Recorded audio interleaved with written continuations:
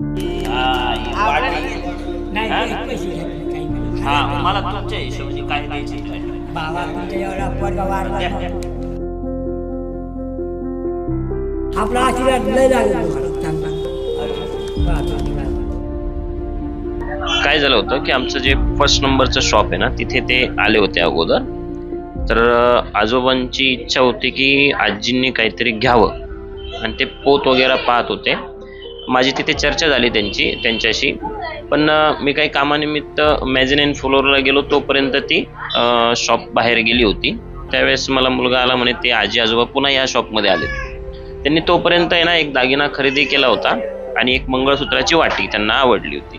ही माळा घेतली का? हो. ही माळ घेतली आता हिला. बर. आणि ही वाटी? हो. बर. चांगली आवडली का तुम्हाला? आता काय करायचं ना हा? आमच्या ते काय पद्धत नाही. नाही आता पण कसं आहे की आता याचे पैसे किती होते बघ पैसे का? हा? तुम्ही किती काढले? इतकेच आणलेत आता काय करू अरे बाप, भरपूर आणले हो. 1120 रुपये. हं. बर. पुन्हा आहेत ना दिनं मग तेच बरं. पुन्हा आहेत ना. आणले पैसे? म्हटलं अरे बापरे एवढे सारे पैसे आणले. ते म्हणे हो. म्हटलं तर ते म्हणे कमी पडले का? मग त्यांनी ना खालून 2 पोटली काढली आणि त्यामध्ये ना चिल्लर होती बांधलेली.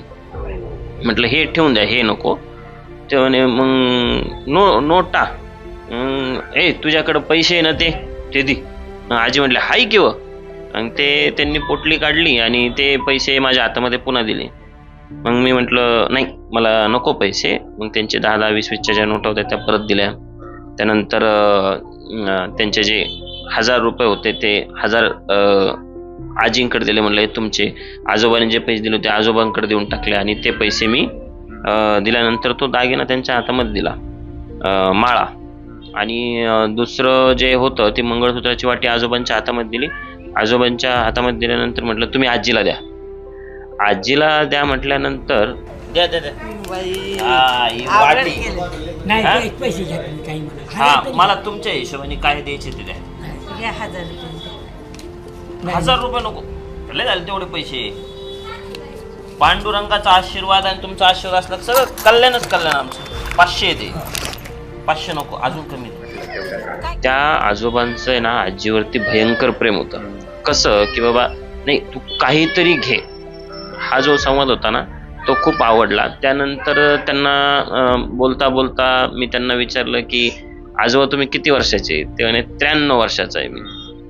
आणि आजीला विचारलं तुम्ही? तर म्हणे मी 80ची. आजोबा म्हणले नाही नाही ते 80ची नाही 70ची म्हणे. नाही का. त्यांचं भयंकर प्रेम होतं एक दुसऱ्यांवरती. त्यांचा मुलगा वारलेला आहे एक, त्यांचं ते आठवण आली तर त्यांचे अश्रू आले होते. आणि त्यांनी घर सोडलं म्हणे राग, कारण माझा मुलगा एक जो आहे तो काही कामाच नाही, तो पितच राहतो.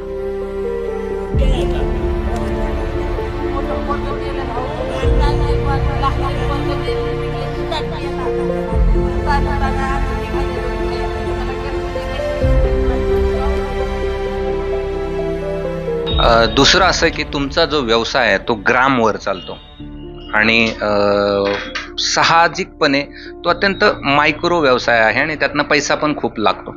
तुम्हाला असं का वाटलं त्या क्षणावर की आपण यांच्याकडनं पैसे नाही घेतले पाहिजे? हे बघा, ज्या वेळेस त्यांनी ते प्रोडक्टचे पैसे काढली तर त्यावरती तुम्ही जर पाहिलं असेल तर 1120 रुपये वगैरे, त्याच्यानंतर ती पोटली दिली, त्यानंतर त्या गुंडाळलेल्या नोटा. साहजिकरित्या कुठलाही व्यक्ती माझ्या जागी जर असता तर त्यांनी साहजिकपणे ते दिलं असतं. आणि ते काय मी खूप मोठं काम केलं नाही, माझं कर्तव्य होतं, मी ते पार पाडलं. 20 रुपये कुठे आहेत? पण पाकिटात वगैरे ठेवणार असं? नाही, मी माझ्या गल्ल्यामध्ये ठेवलेली, जो माझा एक सेपरेट गल्ला आहे, कोणी मला त्यामध्ये दिलं ना तर त्यामध्ये ते 20 रुपये मी ठेवलेली बरं. आणि ते त्याच्यावर डेट टाकून ठेवलेली आहे अगदी. त्या क्षणाला काय म्हणाल? तो क्षण तो होता. कधीच विसरता येणार नाही असा क्षण. हम्म. खूप छान वाला क्षण. आणि त्यामध्ये प्रेम काय असतं ते दाखवून दिलं त्या आजोबांनी, शिकवून गेले म्हटलं येईल.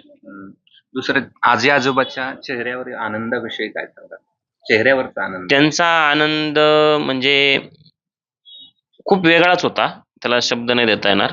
कारण ते तुम्ही पाहिलं असेल व्हिडिओमध्ये माझ्या पाठीवरती मी त्यांना एक प्रश्न केला. म्हटलं आजी आजोबा तुम्हाला जीव लावता का?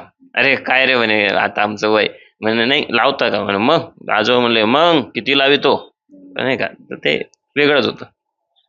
सलाम तुमच्या त्या कृतीला, कारण की तुम्ही खूप चांगलं एक आदर्श घालून दिलेला आहे आणि तुम्हाला खूप खूप शुभेच्छा. एक कविता आठवते माझ्या मित्राची, तो असं म्हणतो की माझी आजी आणि आजोबा त्यांची ही तर प्रेम कहाणी, वय साठीचे गेले उलटून तरीही गंधीत अत्तरदानी. आणि हा सगळा जर आपण हा इथला जर क्षण अनुभवला तर त्यातले एक शब्द असे आहेत की सुरकुतलेल्या गालावरती आजही पडते गोड खळी. आणि तीच गोड खळी इथेच अनुभवायला मिळाली आणि या सुवर्णकाराने एक नवा आदर्श देखील घालून दिला. कॅमेरामन धनंजय दारुंटेसह मी कृष्णा केंडे, एबीपी माझा, छत्रपती संभाजीनगर. नाही पैसे घेत नाही, काही नाही. हा मला तुमच्या हिशोबाने काय द्यायचं ते द्या. बाबा तुमच्या एवढा पोरगा वारला ना. आपला आशीर्वाद लय लागेल तुम्हाला चांगला. पाहतो मी काय म्हणतो.